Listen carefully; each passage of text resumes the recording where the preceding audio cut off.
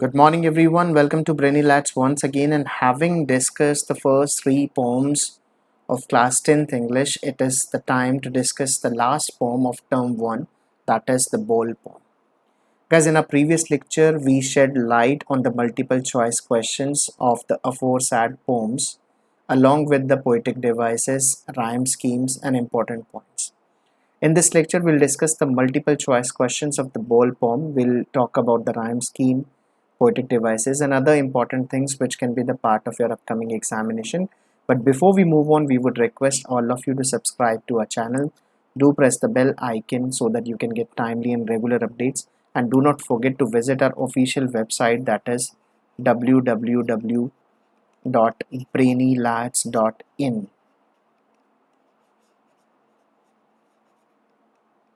Guys, on this website you find n number of notes, not only of English but also of other subjects like economics, accountancy, physics, chemistry, maths, music, physical education, and much more. So do not forget to visit our official website as well. Chali, without wasting much of the time, let's move on to stanza 1. What is the boy now who has lost his ball? What is he to do? I saw it go. Merrily bouncing down the street, and then merrily over there it is in the water. Got it? So there is no rhyme scheme. Rhyme scheme नहीं है guys. अगर मिलेगी भी तो that will be, कोई match नहीं हो रहा, A B C D. Got it? चलो, let's move on to the questions. Multiple choice questions देख लेते हैं. Question number 1 is, as usual, name the poem. Dust of snow, fire and ice, and tiger in the zoo are not the correct answers. The right answer is the ball poem. Got it? The Bol poem. Who is the poet of the Bol poem? Is he Adrian Rich? No. John Berryman? Yes. Robert Frost? No. Leslie Norris? No. What is the right answer, guys? Option number 2. John Berryman is the poet of the Bol poem. Which literary device has been used in Merrily Bouncing? Guys, देखिए, whenever, जब भी हम किसी non living चीज को, ball की बात की जा रही है कि बॉल जो है वो मैरीली बाउंस कर रही थी, नॉन लिविंग चीज को ह्यूमन की क्वालिटीज, ह्यूमन के ट्रेट्स दे देते हैं, तो दैट मीन्स टू पर्सोनिफाई. इसका मतलब हम उनको क्या कर रहे हैं कि पर्सोनिफाई कर रहे हैं. और पर्सोनिफिकेशन, पर्सोनिफाई से बनता है पर्सोनिफिकेशन. तो जो बॉल है वो मैरीली बाउंस कर रही है, नॉन लिविंग चीज बाउंस नहीं करती, उसकी क्वालिटी दी गई है, क्वालिटी ह्यूमन की दी गई है, ट्रेट ह्यूमन की दिया गया, तो पर्सोनिफिकेशन हो जाएगा. एलिट्रेशन नहीं होगा, एसोनेंस, ऑक्सीमोरन नहीं. पोएटिक डिवाइसेस के बारे में और पढ़ना होगा, you can visit a website जहाँ पे आपको एक सर्च बॉक्स मिलेगा. Go to that search box, write poetic devices. Poetic devices जैसे ही आप लिखेंगे तो आपके सामने नोट्स और वीडियोस आ जाएंगे 30 पोएटिक डिवाइसेस के. Once you go through all these 30 poetic devices, believe me, 9, 10th, 11th, 12th के बच्चों को इनके अलावा कोई भी पोएटिक डिवाइसेस पढ़ने की जरूरत नहीं पड़ेगी. चलिए, let's move on to the next question guys. D and E देख लेते हैं. What has the boy lost? तो उसने बॉल को लूज किया है, ये नहीं आएंगे guys. What does the word merrily means? Merry दो होते हैं गाइस, MARRY, जिसका मतलब होता है टू वेड, शादी करना. और एक जो इस पोम के अंदर मेंशन्ड है, मैरी, जो क्रिसमस से पहले लगाया जाता है, जिसका मतलब होता है हैप्पी. तो इसका एडवर्ब बनाया गया मैरीली, तो इसका आंसर क्या हो जाएगा गाइस? हैप्पीली हो जाएगा. एडवर्ब का आंसर एडवर्ब में ही दिया जाता है. चलिए, क्राइंगली नहीं होगा, फोर्सिबली नहीं होगा, तीनों ऑप्शंस गलत हो जाएंगे. Happily is the right answer. What is the poem the ball poem all about? The ball poem है वो किस बारे में? The sudden victory of our precious possessions? No. The sudden loss of our precious possessions? Yes. जो चीज़ें चली जाती हैं guys, that can not be regained, उन चीज़ों को रीगेन नहीं किया जा सकता. Sudden achievement of a precious possessions नहीं होगा. 1 and 3 भी नहीं होगा. The right answer is second. So you can match the answer. The ball poem, John Berryman. Personification, he has lost his ball. Merrily means happily, the sudden loss of our precious possessions. So all the answers are absolutely correct. Let's move on to stanza second guys. Stanza second देखते हैं इसका. No use to say, oh there are other balls. An ultimate shaking grief fixes the boy as he stands rigid, trembling, staring down all his young days into the harbor where. Once again rhyme scheme नहीं बनती, बनेगी तो ABCD बनेगी. Why is there no need to say about other balls according to the poet?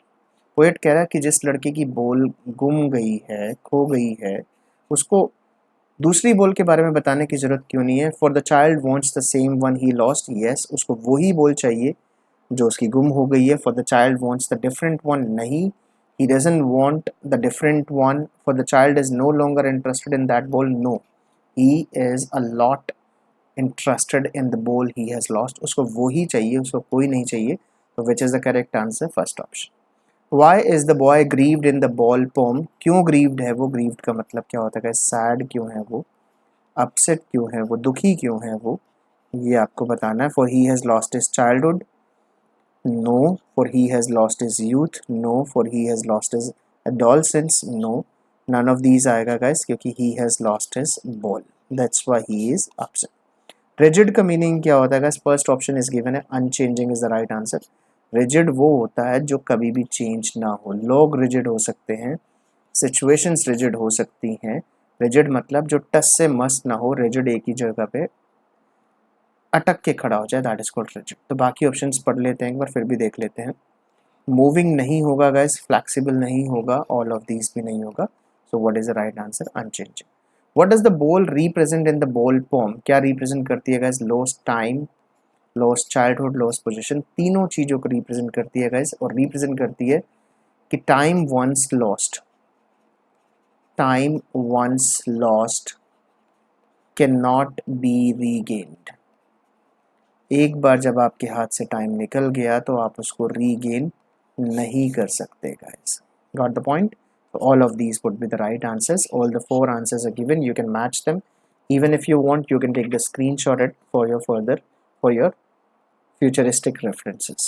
चलिए let's move on, आगे बढ़ते हैं guys stanza 3 पे। His ball went, I would not intrude on him. Intrude का मीनिंग पूछ सकता है आपसे। A dime, another ball is worthless. Now he senses first responsibility. In a world of possessions, people will take balls will be lost always, little boy. So poet is trying to make that boy understand, उसको समझाने की कोशिश कर रहे हैं कि चीज़ है, मिल जाएगी, don't worry about that, but the boy is rigid, वो अटका हुआ है कि उसको वही बोल चाहिए। चलिए एक बार देख लेते हैं question answers. Who is I in the first line? Child है, चाइल्ड का फादर नहीं है, पोएट नहीं है, नन ऑफ दीज नहीं है। What does the word intrude means? Intrude का मतलब होता है to enter without permission, with permission नहीं होता। To enter someone's heart without permission भी नहीं होता। Second is the right option. चलिए let's move on, next move करते हैं। पोएट, पोएट है गाइस, वो चाइल्ड नहीं। What does the poet not want to intrude on the child? क्यों नहीं इंट्रूड करना चाहता? For the child, for he knows the child is mannerless, no. For he knows it is futile to convince him, yes उसको convince करने का कोई फायदा नहीं है, because he wants the same ball again, उसको सेम बॉल चाहिए। For the child is adamant to take other balls, not at all, none of these नहीं आएगा। Second is the right option. What is the poet trying to make the child understand? क्या समझाने की कोशिश कर रहा है? That he should forget the ball and stand up for future, yes. That he should keep on remembering the ball, no. Poet कह रहा है कि इसको भूल जा, you should move on. That he should worry about other balls, no, none of these आएगा। Poet उसको कह रहा है कि forget the ball and stand up, move on, the show must go on, ये उसको पोएट समझाने की कोशिश कर रहा है। तो गैस पहले का ऑप्शन पोएट आएगा, चाइल्ड नहीं आएगा, इसको करेक्ट कर ले। बाकी तीन ऑप्शंस बिल्कुल ठीक। चलिए लेट्स मूव ऑन, आगे बढ़ते हैं स्टेंजा 4 पे, which is the last stanza. And no one buys a ball back, money is external. ये पैसा बॉल नहीं खरीद सकता, जो चीज़ आपको चाहिए उसके लिए कई बार पैसा भी आप दे दो तो भी नहीं खरीद पाते। He is learning well behind his desperate eyes, the epistemology of loss, it is epistemology of loss, how to stand up, knowing what every man must one day know, and most know many days how to stand up। तो वैसे ये जो है next extract है, last extract है। तो पहला question is what is epistemology? Epistemology, epistemology क्या होता है? एपिस्टेमोलॉजी होता है the philosophical theory of knowledge, theory of knowledge होती है एपिस्टेमोलॉजी। Got it guys? थोड़ा सा स्ट्रेंज वर्ड है, फर्स्ट टाइम आप सुन रहे होगे epistemology. Philosophical theory of knowledge is called epistemology. तो ये दोनों ऑप्शंस गलत हो जाएंगे, ये भी तीसरा भी गलत हो जाएगा। चलिए let's move on. What piece of advice is being given to the child by the poet? क्या एडवाइस दी जा रही है? To concentrate on the other balls, no. To jump into the water where his ball has gone, no, ये advice नहीं दी जा रही। Let's look at the next option. To stand up again after forgetting the ball, yes, all of these नहीं आएगा. The poet is advising him to move on. C question देखते हैं. What is the poet trying to tell us in the poem? That age once lost can not be regained. Yes. That ball once lost can not be regained. नहीं, ball को आप प्राप्त कर सकते हैं. That all the balls are useless. No, none of these नहीं आएगा. First option. एक बार आपकी एज चली गई, चाइल्डहुड चला गया, यूथ चला गया, तो एक बार आपने उसको खो दिया, आप उसको दोबारा रीगेन नहीं कर सकते. Which literary device has been used in No One Buys a Ball Back? 3 बार बी का यूज हुआ है. B is a consonant. जब भी कॉन्सोनेंट साउंड रिपीट होती है गाइस, कॉन्सोनेंट जो लेटर रिपीट होता है at the beginning of the word, तो वो क्या हो जाता है? एलिट्रेशन. कॉन्ट्राडिक्टरी वर्ड्स नहीं है तो ऑक्सीमोरन नहीं होगा. वोवल की साउंड रिपीट नहीं है तो एसोनेंट्स नहीं होगा. पर्सोनिफाई भी नहीं किया गया तो पर्सोनिफिकेशन नहीं होगा. ज़्यादा पढ़ना है पोएटिक डिवाइसेस के बारे में, गो टू brainylabs.in, जहाँ पर आपको सभी क्वेश्चंस के आंसर होते हैं. Why does the poet say money is external? Poet को पता है कि money can buy everything. No, money can't buy everything. बहुत सारी चीज़ें हैं गाइस इस लाइफ में, जैसे कि आपकी लॉस्ट एज, आपका चाइल्डहुड, आपका यूथ. एक बार आपने खो दिया तो मनी, आप कितना भी पैसा लेके खड़े हो जाना, you can not buy it back. He means money can buy everything except balls. No, none of these नहीं आएगा. Second is the right option. एक बार मैच कर लेते हैं सारे answers guys. The philosophical theory of knowledge is called epistemology.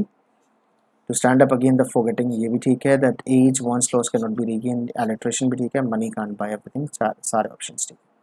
आगे देख लेते हैं. कोई और एक्सट्रैक्ट है? अकॉर्डिंग टू मी कोई और नहीं होना चाहिए. नहीं है guys. So that was all about poem number 4. ये जो है आपकी पोम नंबर 4 है guys, that is the ball poem. I hope you would have got a fair enough idea about the multiple choice questions. और भी बहुत सारे questions बन सकते हैं guys. I would advise you to go through each and every line, each and every word, lest there should be any mistake in your upcoming examination. अगर आपको video अच्छा लगा हो तो do not forget to share it with your friends. Do subscribe to our YouTube channel. Do press the bell icon and do visit our official website, that is www.brainylabs.in, wherein you find hundreds of notes of all the subjects.